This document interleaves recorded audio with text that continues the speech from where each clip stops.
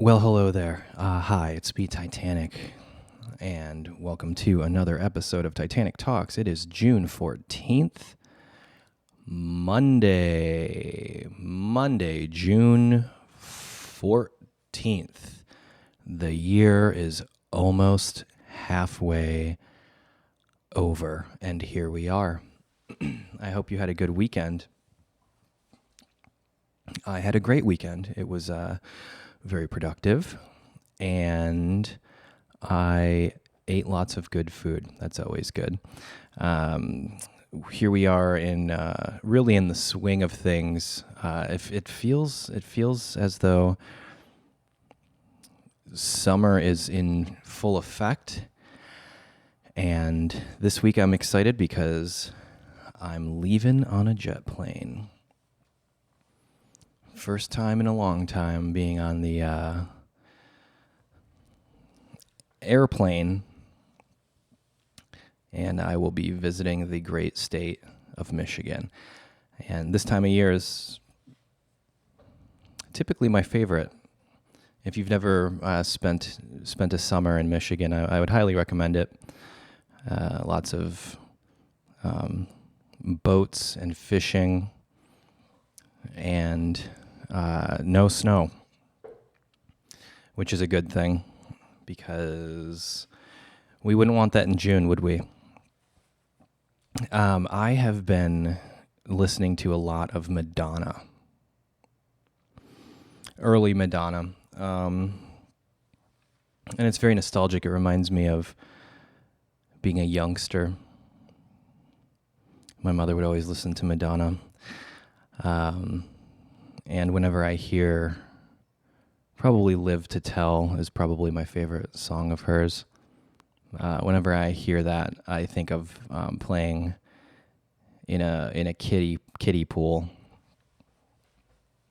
filling it with hose water in the front yard, and just being very chilly. It was a really big deal when I suppose I was maybe in third grade when we moved from the not so good side of town to the good side of town, and we had a pool, and I couldn't believe it. I'd always, being a kid, I'd always heard rumors of people having a pool at their house. That seemed pretty insane to me. None of my friends growing up had a pool, and suddenly we had one, and I pretty much lived in that thing. I was a fish, and I was very tan. But that's one of those luxuries. I mean, I thought we were, rolling, high rolling. Like, hey, our new house has a pool. And then everyone in the neighborhood had a pool as well. But then it became like, oh, but they have an in-ground pool. Such is life. So, yeah, fun times, a lot of memories. Summertime tends to, and certainly music that you associate with certain times of the year. Like Christmas. It's always a weird feeling when you hear like a Christmas song in the middle of the year. I always have to change it. Like maybe it'll come on like shuffle or something like that, or on my like favorites. The Christmas song will happen, and it'll be summertime. It's just it just doesn't feel right. I'm trying to think of a good analogy. First one that comes to mind is pineapple on pizza, but I actually really like pineapple on pizza. People, I don't like that elitism when it comes to pizza, even though I guess those who know me very well would probably call me a pizza elitist. It's got to be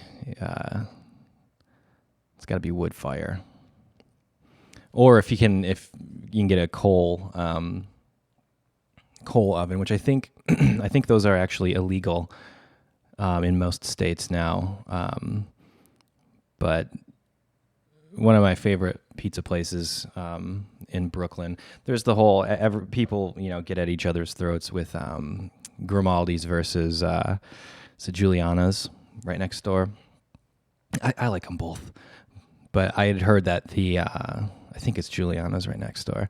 I'd heard that that's the original Grimaldi's, and I believe that the oven is coal, but it's been grandfathered in, which is why there's typically a very long line to go eat there.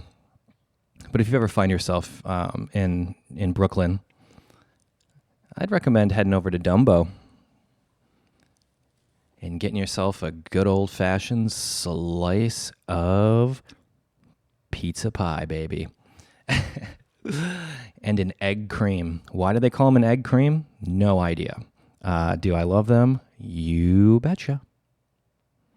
No eggs? I don't believe there's cream either, but they call them an egg cream. Maybe someone, maybe a New Yorker can fill me in on what that's all about. They do put eggs in a whiskey sour, though, which is interesting to me. Sometimes you have to ask around. That's a beverage I enjoy. It's actually pretty. I like the gin sour, actually. But gin and I have a bit of a history. So you got to limit it to one. I'll get one and I'll drink it slow. But they put raw egg in that, and some places won't serve you raw eggs, which I understand. What does that have to do with pizza? Nothing. How did I start talking about pizza? No idea whatsoever. Oh, pineapple on pizza being the comparison to listening to Christmas music in the summer. We're just jumping all over the place today, aren't we?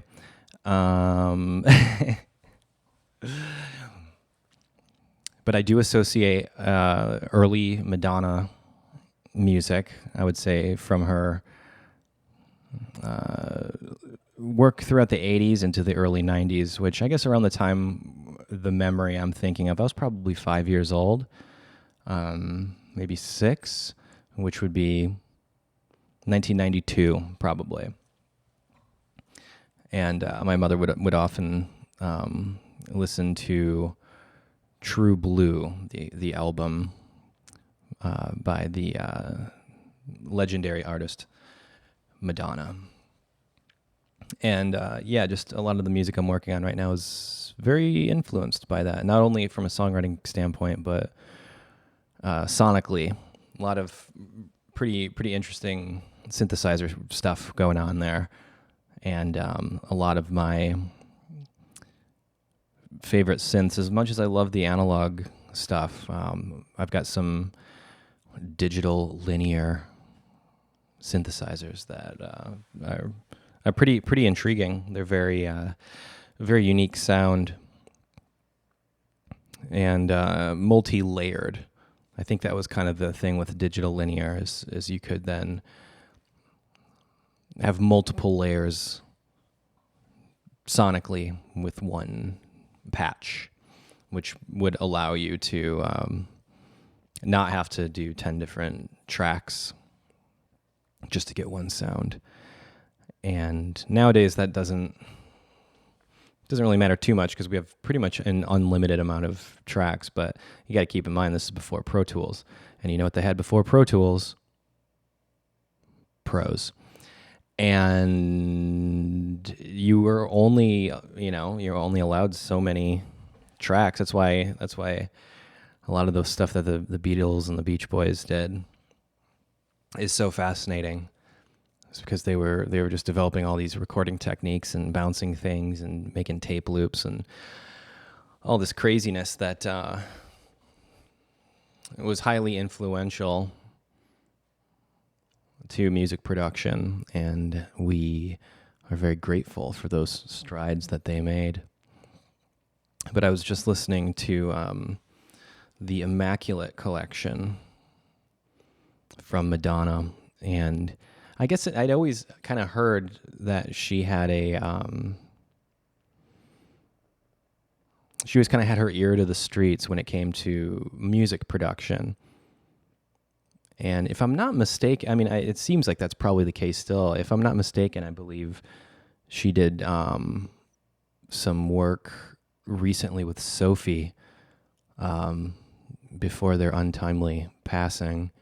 And it would have been interesting to kind of hear more. But I think that there's, I've got respect for that because, in a similar way, I think for artists who aren't producers themselves or songwriters themselves, their art can kind of be in knowing who to work with, who to collaborate with. And it seems like Madonna always had a pretty good radar for that.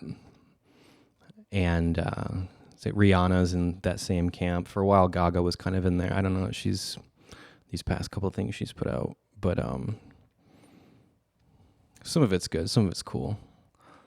I guess maybe that's unfair for me to say because I haven't done a proper, appropriate listen. But that's I think an unsung form of art is just knowing who to work with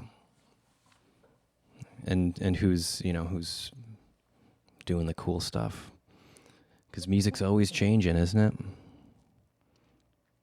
We're kind of to that point now. Usually I feel like it takes like, I don't know, maybe like 10 years for something to sound dated.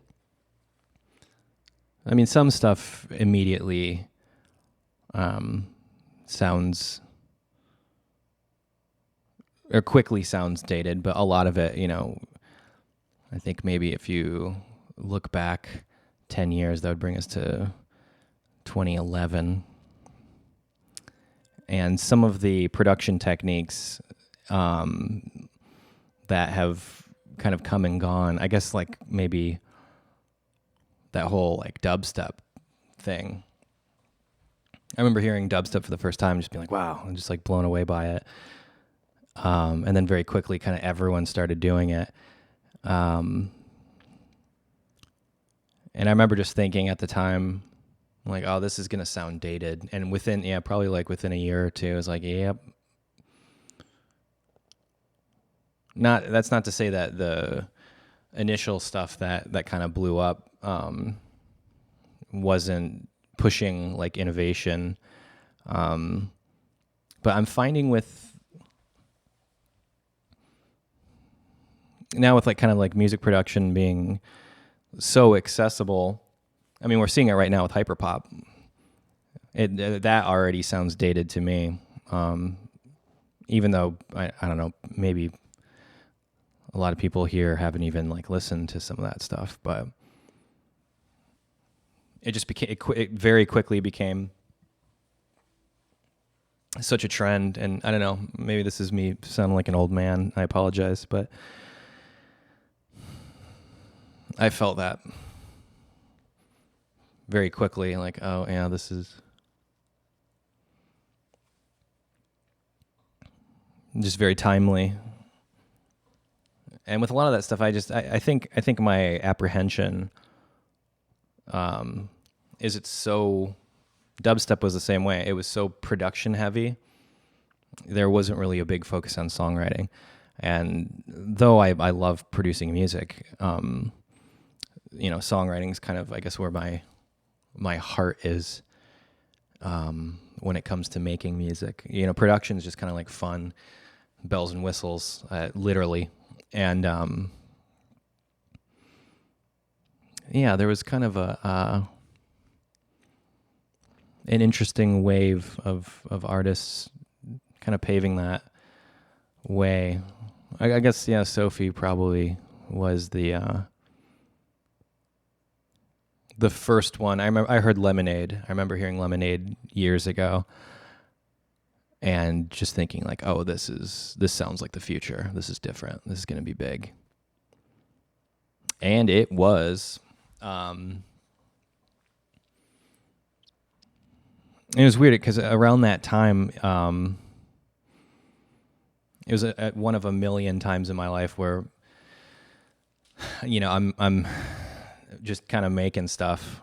I really don't listen to tons of new music. But there was a time when I just would relent. I just got so many messages about being like, are you influenced by, or are you copying PC music? And I had never heard of them.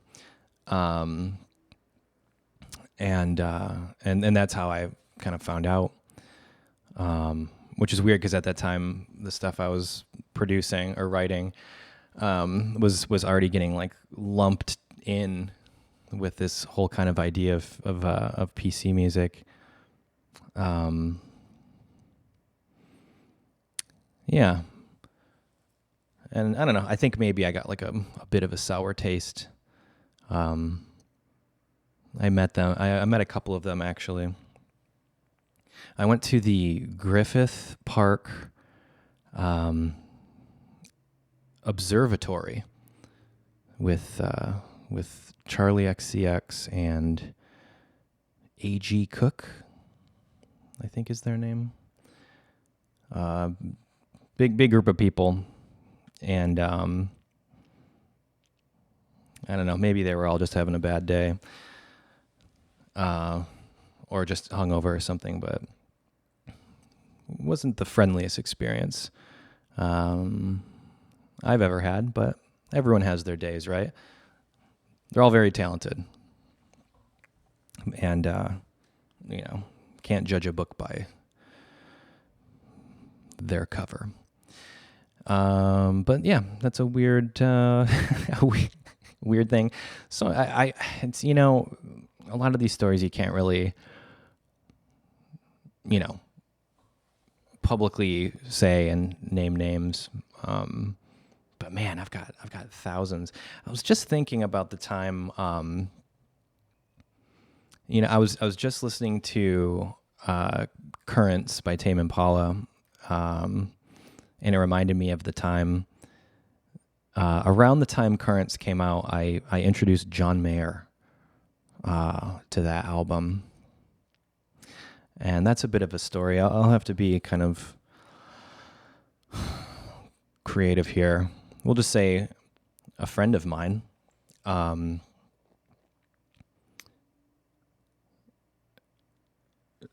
friend of mine was seeing him, and none of us really believed her, because it would always just be like, oh, John's going to come over, or John wants to hang out. And that's always a weird thing when it's like you kind of, which John it was. But this friend had these cats. She would just kind of take in these cats that would just be around the neighborhood. And they were rambunctious little fellas. And for the longest time, we thought that they were boy cats. And so it was really interesting when one of these boy cats got pregnant. And we're like, oh, that's not a boy. And then wouldn't you believe it? So then it was kind of like, oh, well, I wonder if they, made a baby together, these two cats. And then the other one got pregnant. They were both girls. And so, a couple days pass, or a couple weeks pass, and they're getting bigger and bigger. And it was kind of just one of those things. Like every day, I was like, "Oh, is this going to happen?" And as serendipity would have it, we were decided to have an evening, and we're under the influence of psychedelic consumables. And it was like, oh, we're just kind of vibing. The sun's going down. It's like beautiful. Like we're looking over Hollywood up in the hills. And it was like, oh, we should listen to that new Tame Impala record right now. This is when Currents first came out. And one of the cats went into labor. So you can imagine, the circumstance is very unique. In Japanese, they would say, "Kore wa dokutoku desu." And so, the cat kind of went under the couch to be in like a safe space, and we're all starting to get really big pupils, and just like, whoa, this is the trippiest thing ever, and like the beauty of life and the power of creation, and all those things. And Tame Impala's playing in the background, and really kind of at the peak of this just beautiful psychedelic moment, in walks John Mayer with not one, but two guitars over his shoulder. And it was just like, oh, hi, John Mayer. How are you? And he was the coolest. Very, very, very sweet. And I was very excited to say, hey, dude, you heard this new Tame Impala album? It's good. And I remember when that first came out, just thinking like, this is an instant classic. And I would say the best album that's been made in the past 10 years. We can debate that in the comments. I think Currents is probably the best album of the 2010s. 20-teens? What are we calling that? The 2010s? I suppose?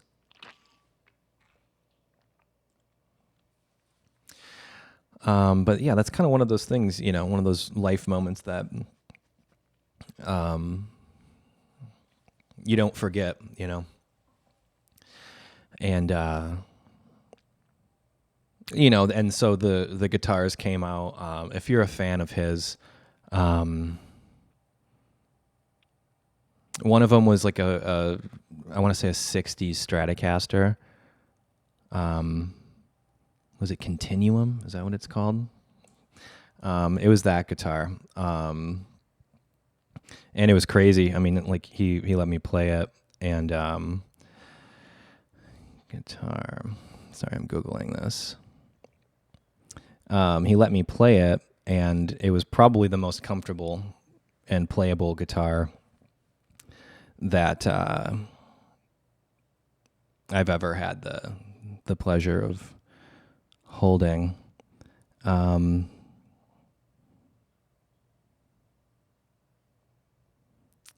So this page with all of his guitars, yeah, there's too many of them. Anyway, and then the other one was at the time he was playing with Grateful Dead, and he had like a custom, I think it was a custom Paul Reed Smith that they had made for him to play on that tour, and that one was really fun to play too. But he gave me a blues lesson, which was pretty cool, and I understood. He's a very good teacher, and for the first time, I really understood moving around. At that time, I could only do like pentatonic boxes for soloing, and he was showing me how to move it around as the chord switches. So pretty cool stuff. It's very, so many of those stories. Which is, I always wonder, like, if I were to run into someone like that again. Like, oh, hey, man, remember that one insane night when those cats gave birth?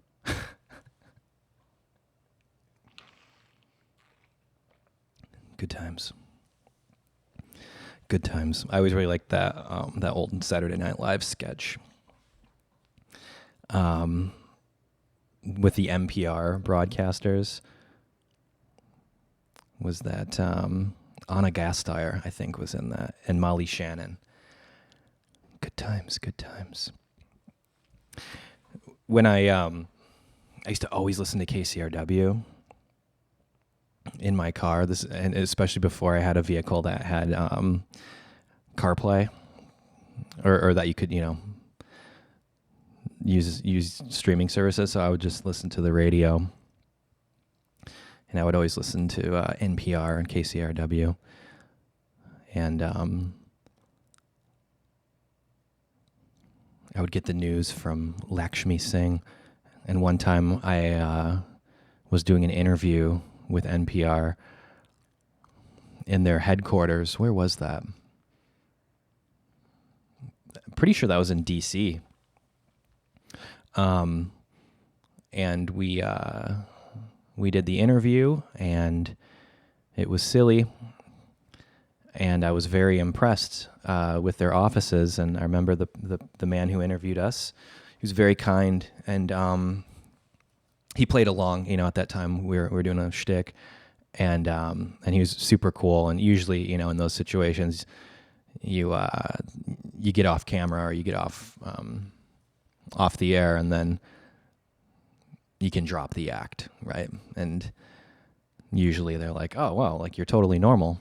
It's like, well, yeah, it's kind of part of the act. Show business, I guess. And but I remember I told him, I said, yeah, I listen to Lakshmi Singh all the time, and Jason Bentley, who I don't think is with does Morning Becomes Eclectic anymore, but I used to really like listening to that in the mornings. And they were very kind. They're like, "Oh, Lakshmi's right here. You want to go say hello?" I'm like, "Yes." And those are the people I get starstruck by.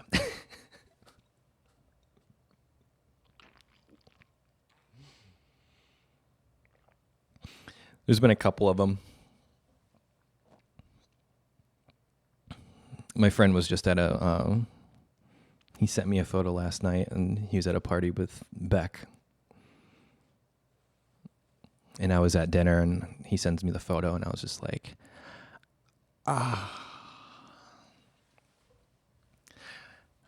I don't know if I'd be able to say anything to him. Well, actually, if I met Beck, I would say, "Hey, what's the craziest thing you learned working with Nigel Godrich?"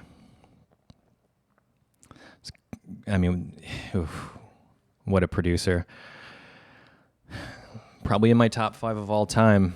And if you haven't listened to Sea Change by Beck, I mean, Beck's entire catalog is phenomenal. Everything is really good. And I've always really kind of admired his ability to not really get locked down to one genre. And I guess that's something I've maybe not consciously, but I've been aware of kind of wanting to emulate a trajectory, I guess, that walks a tightrope with genres.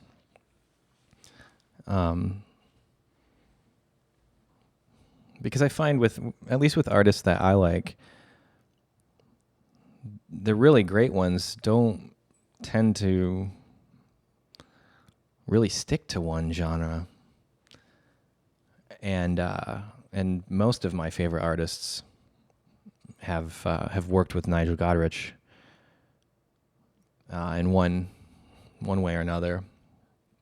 I know Paul McCartney's done some really cool stuff. And of course, Air.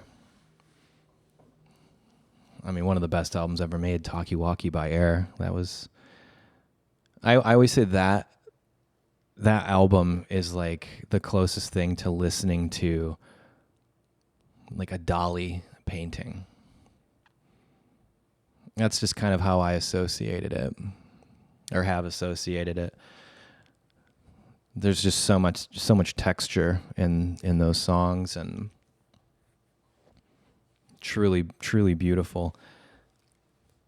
And then of course all of the Radiohead stuff, which people have asked me this too. I don't know if I've talked about this publicly. I think In Rainbows is my favorite Radiohead. OK Computer and the Bends are always going to be there. Kid A, I mean, I get it. They're all fantastic, but I think they really hit the nail on the head with In Rainbows, and I've probably listened to that just as much as OK Computer. And if you've never watched the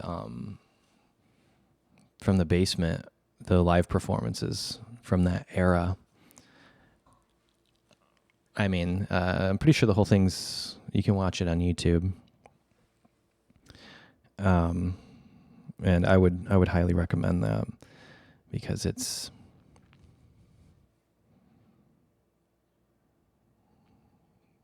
really something else. Radiohead, you know, it's I've said it once and I'll say it again. I do feel like they're our Beatles, our generation.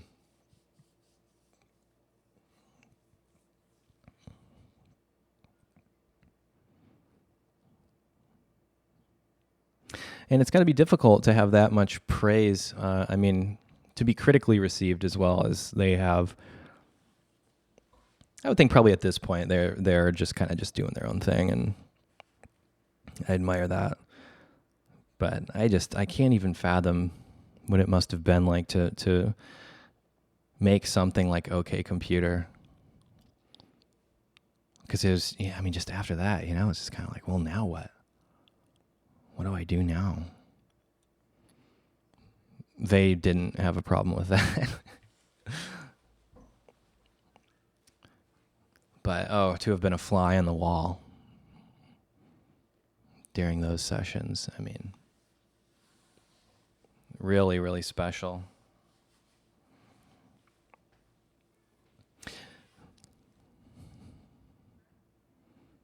Magical. It's just, it makes me really think, like, what are the odds that those people just would find each other and just give the world such a body of just incredible music. And just the chances that they've taken are really, really something else. And I mean, that just inspires me to take more chances with the stuff that I'm doing. I mean, these past couple of months, I mean, really the challenge has been, how far can I take it with just 3 chords and an acoustic guitar? And I suppose to a degree, you know, making music in a pandemic, for whatever reason, I went away from heavy production, but I guess I was just kind of coming off of a string of albums that were just so produced, which I love, but it was just so hands-on, and a lot of it was intentionally designed to not work live, just to make the most chaotic thing possible. But the trick was to still make it good and have hooks all over the place. But after a while, it's just kind of like, well, you know, we did it. And being isolated and making music for for whatever reason, that just kind of made me want to travel inward with songwriting and like tell the truth for the first time. Like the full truth. I mean, my solo music's always been like pretty real. But I think anyone who, when you're first starting out with, it's a lot easier for me to write with someone else if I know that they're going to be like singing the song. Because I can put my like perspective into it. And I guess the idea is like, hopefully if the song that I'm writing with someone else is relatable, that will also be relatable to everyone listening. Not that every song has to be relatable, but I like it when I hear a song and I'm like, oh yeah, that's like, they nailed it. Yep, it's like that. I mean, back again, Lost Cause from Sea Change. It's like, that's one of those songs, like, I can't listen to it without sobbing. Elliott Smith's good with that too. A friend told me once, you gotta take Elliott Smith in doses, which is tough because he's one of my favorite artists of all time, but I get it. I can only do a couple songs at a time.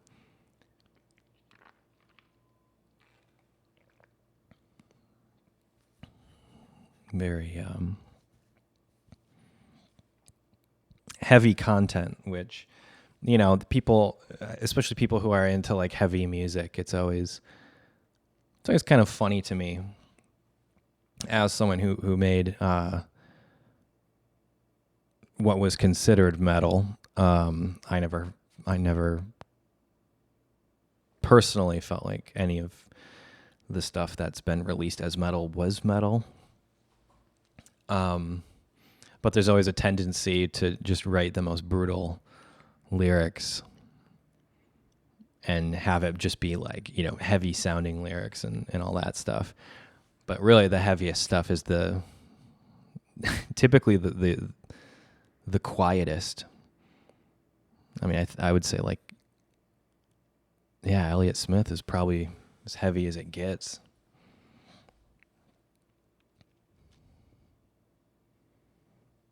And it's kind of weird how we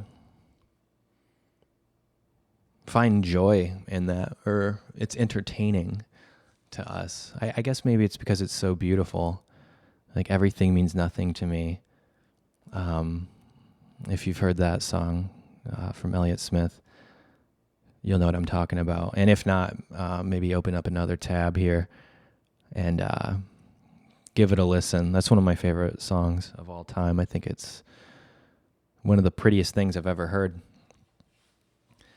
And it makes you wonder if people who are battling demons,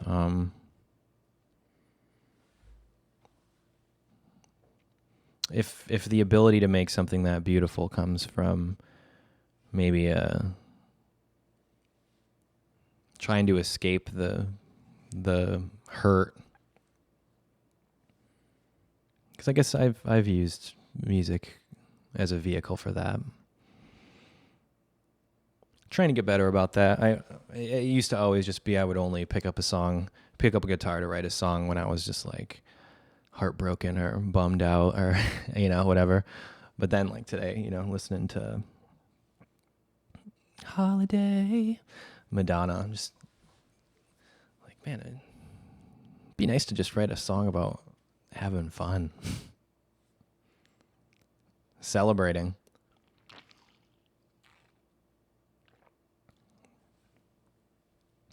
Because it certainly seems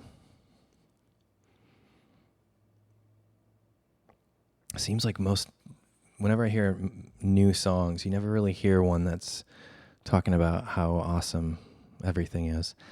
But I suppose it's not the 80s anymore. And we're a generation of people who are slowly realizing that we'll probably never own a home. That's just really crazy what's going on All over the world it's happening, but here in the States, it's becoming a big problem. Seems like I'm old enough to remember when everything crashed in 2008.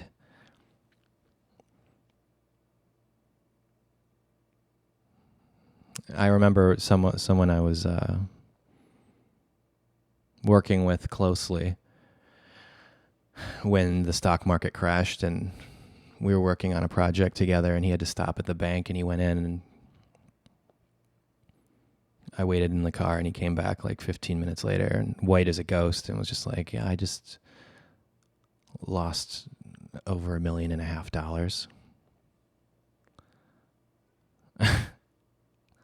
And it looks like it's happening again. Hopefully I'm wrong. But it's looking like inflation's out of control. But what do I know? Spooky times. It's kind of a bizarre thought process. I don't know if you feel this way, but just acclimating, getting acclimated back to real life, or I guess the way it was. And I don't want to come across as alarmist, or I'm just thinking out loud here, but I don't know if we are collectively realizing the traumatic impact of what last year was.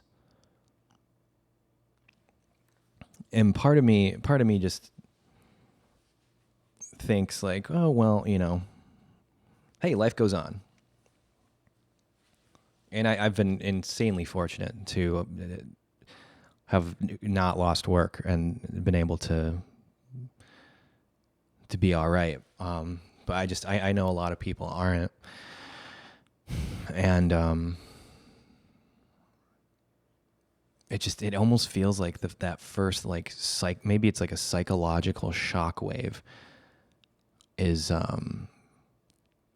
reverberating, and I'm noticing it, and I hope it's hopefully it's maybe just me, just being confused, trying to process like how weird the world shutting down was.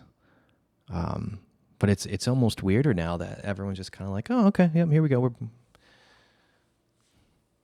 back to normal. And it's like, wow, I don't know. I'm still getting used to. I mean, it's bizarre to me to think.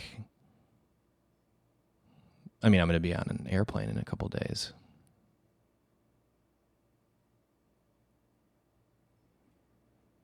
When it used to be, if I didn't have somewhere to fly to every week, I thought something was wrong. I got really into getting points.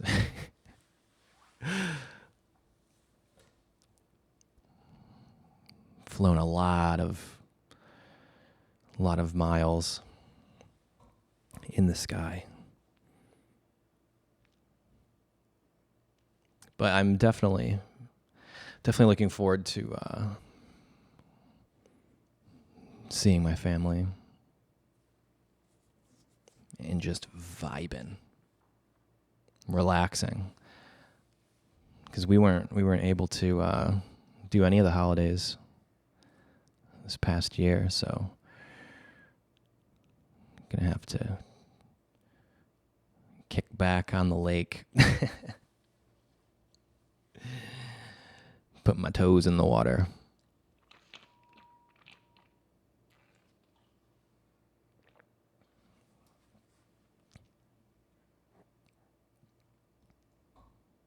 One time I was in Copenhagen. And it was really cool because a lot of people live on houseboats there. If you've ever been there, or if you've seen like photos of it, it's weird. It's you really can't compare that place to anywhere else. I guess the closest maybe would be like Amsterdam. If Amsterdam was a little bit more spread out, I guess. And I don't know why. Maybe it's because of like the kind of canals around town. But there's a lot of people in houseboats, and I had a friend living there. And that was a cool part about being on the road, is you would always anticipate the foods and the friends wherever you would go. And it's just a good way to keep up with, especially if you have like a really big family like I do.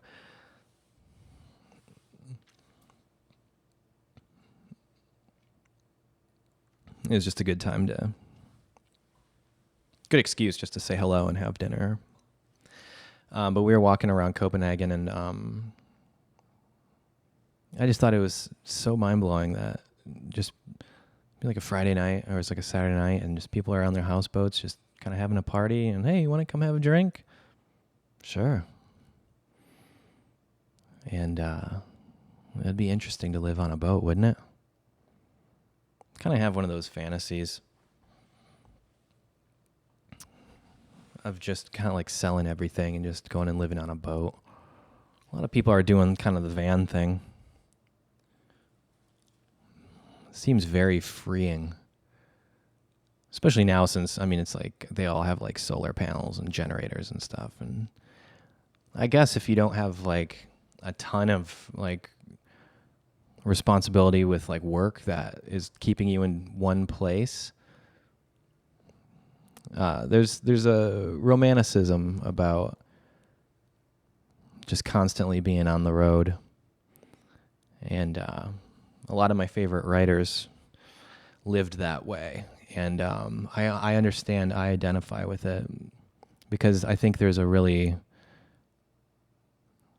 I think that's why I've become relatively minimalist,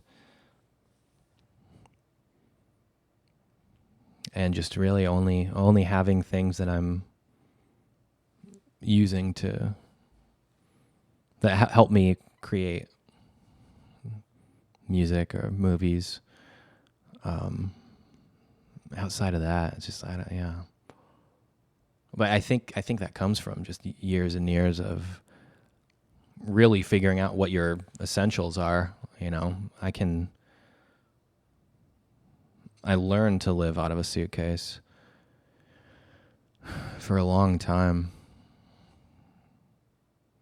I guess I got established somewhat when I moved to Hollywood, but then, you know, work kind of took over, and with work was a lot of travel, and with travel is really figuring out what your necessities are. And I think a fair amount of the things I thought I needed, I really didn't really need. And then ultimately, it got to the point, because I used to, before I lived that life, anytime like before a trip, I would always just freak out, and I gotta remember this, and what if I forget something? It's like, well, no, then. And now just kind of like, I'll get socks when I get there. Or, well, no, now it's, I'll be on the plane, I'll realize I forgot something, order it on Amazon, have it delivered to the hotel or wherever I'm staying. It's so funny how convenient life has become, whether it be through technology or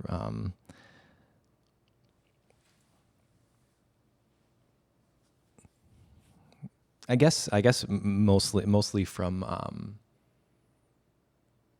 really the soon as the iPhone kind of became, or smartphones became, like everyone had one, that seems to be when the rocket ship kind of took off. It's really fascinating if you look at the statistics revolving around rates of self-harm and depression, particularly in young women.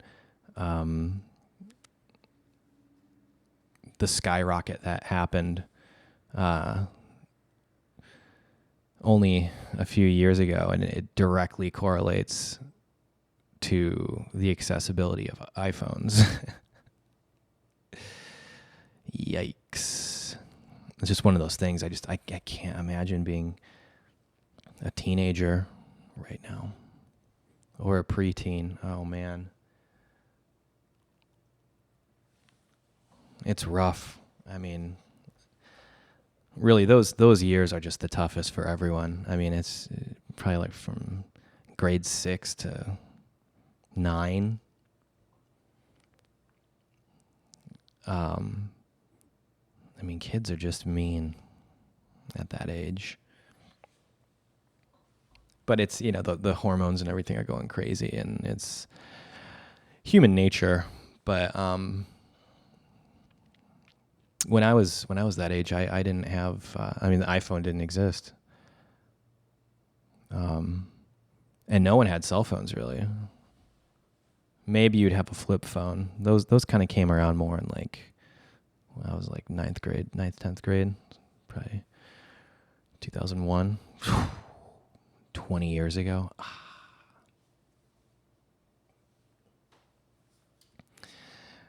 I was just talking to some friends about just like inside jokes that you have with your friends, and they're always just like the dumbest thing. I have so many, and it's funny because I still keep up really with a lot of my longtime friends, and the jokes are just as funny still. A friend of mine texted me kind of out of the blue the other day, and just reminded me of one of the funniest things ever. I mean, it's like a sound that, like, most jokes with my friends revolve around making silly noises. Anyway, this one in particular is just outrageous. And it just made me laugh, and I was just like, man, like, you really know something's funny if it lasts 20 years and it's still just as funny.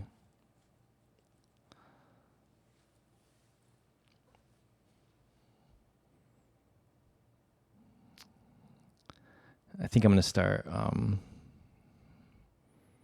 doing like more collaborative videos with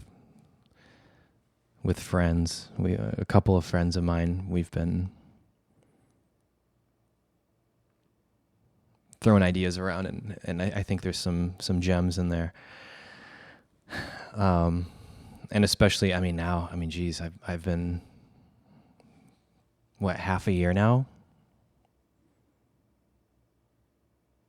Yeah, half a year I've been doing these, and it's like, I've been doing 3 a week, because every Friday we have the extra hour with our channel membership. Friends, I see you. Love you. And those are super fun. Way laid back. I like doing those. And then I've been kind of making these, I don't know if they're like tutorials or just showing like how I make things. So yeah, I've been doing three videos a week, and it's wild to think that I went so long without really making anything, and now it's just I want to make more, and doing 3 videos a week of just by myself. At a certain point, it's just kind of like, Yeah, maybe I should not be the only one doing this. And I thought of a new series that I'm gonna do. If you're this far into this video, you can be in on the joke. But it's not going to be cynically done. But I want to try my hand at some of these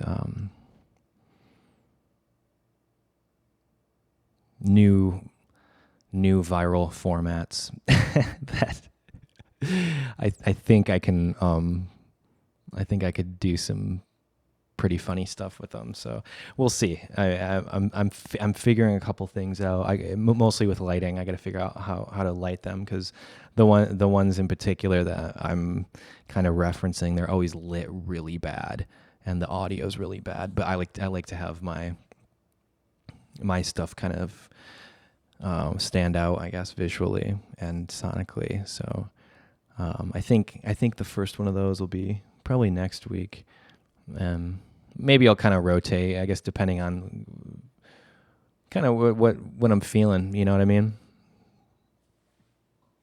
What the vibe is, because sometimes I just want to.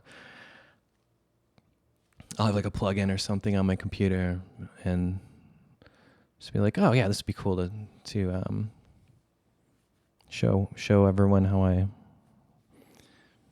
use this plug-in. Thanks for everyone who watched the last week's, by the way. I appreciate that. Making spooky goth club music. I love making that kind of stuff. And I've made it for a very long time. I never really released it as me. I would usually give that stuff to someone else. And but it's still fun to make, you know. And I like that track that I was starting, and you know, it's cool. It's forcing myself to kind of explain out loud, because these are like techniques and things that I've been doing forever, but I've never really talked through them. It's actually really insightful and really helpful to kind of explain it. And you know, wouldn't you believe it, suddenly then I find myself in a recording session, or a writing session rather, and I'm referencing things I just talked about, and you know, while making the video, being like, oh, well, why don't I implement that more? Or, oh, actually maybe there's a way I can implement this in a different way in the context of this song. And then suddenly it's like a whole new thing. And so I think it's just very fruitful to be making these and just exploring sound, because sound is a blessing.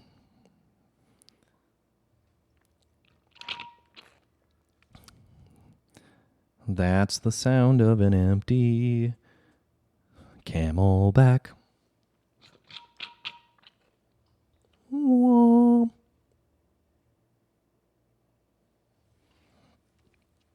I believe I gave a couple of interesting recommendations. Madonna, and then the production work of Nigel Godrich. And we talked about Air, which I talk about often, but hey, two of my favorite French gentlemen who make just lovely music. Really, I've been actually listening to the Charlotte Gainsbourg 555 album, which was written by Charlotte and Air, and produced by Nigel Godrich. And it's very appropriate, seeing as I'll be on an airplane, and I kind of have my airplane playlist, and one of the songs from that 555 album I listen to every time I fly, and that song is called AF 607 105. Hard to miss that one in the track listing. But I think that she sounds absolutely lovely on that song, and the musical accompaniment from Air, paired with the production of Nigel Godrich. Was he knighted? Is he Sir Nigel Godrich? He should be, if not. Really top-notch stuff. That's a good example of a song that sounds really expensive. You know? So check that out. And I highly recommend, I apologize to the channel members because I recommended this movie as well, but I think in the last channel membership video, I gave a couple video and or movie recommendations, but for our friends here on the public channel videos, I highly recommend watching the movie Jacob's Ladder, starring Tim Robbins. That movie absolutely blew me away. There are so many levels of depth to it, and I cannot believe it was a box office failure. Well, I kind of can because it's pretty out there, but it's since become a cult classic, and I absolutely recommend watching it. I think it's wonderful. Really great piece of cinema, and it inspired me to rewatch The Shawshank Redemption for the 30,000th time. I love that movie. Morgan Freeman is amazing in it, and he is an absolute legend, as is really the whole cast in that knocked it out of the park, but Tim Robbins just did such a great job. And it's surprising to me that a lot of people have never watched The Shawshank Redemption. One of the best movies ever made. It's good. So yeah, I think that's gonna do it for this week. I'm gonna figure out. Maybe I'll just go for it, and the next video I put out will be one of these silly ones. What do you think? These have all kind of been, well, I don't know about serious. I just think the context, very long format. It's crazy to think there's now like hundreds of hours of me just talking. Yeah, that's weird. Figure a little over 2 hours a week that I'm doing. And I would have to count actually and see how many of these that I've done. But if there's 52 weeks in a year, whew, a lot of talking. But hey, there's always something to talk about, huh? And lots of stories. Lots of stories. Some of them, unfortunately, I can't tell. And there's some just absolute gems. Maybe those will get put into a book one day. I don't know. We shall see. But I hope you've had a good Monday. I hope your week is fantastic, and hopefully you're able to get outside and enjoy some fresh air, and maybe go for a dip, go swimming, whether it's in a pool or maybe a lake, or hey, maybe there's just like a fountain near an office building, and that's the closest thing you're going to get. So maybe just put your hand in the water if that's not against the rules. I guess the point I'm getting at here is it seems to be really heating up for the summer here. Close to 100 degrees here in Texas today, which is crazy, and that just makes me want to swim. So there you have it. Y'all are the best. Keep it real, stay cool, and we'll see you next time. Much love, and we'll be seeing ya.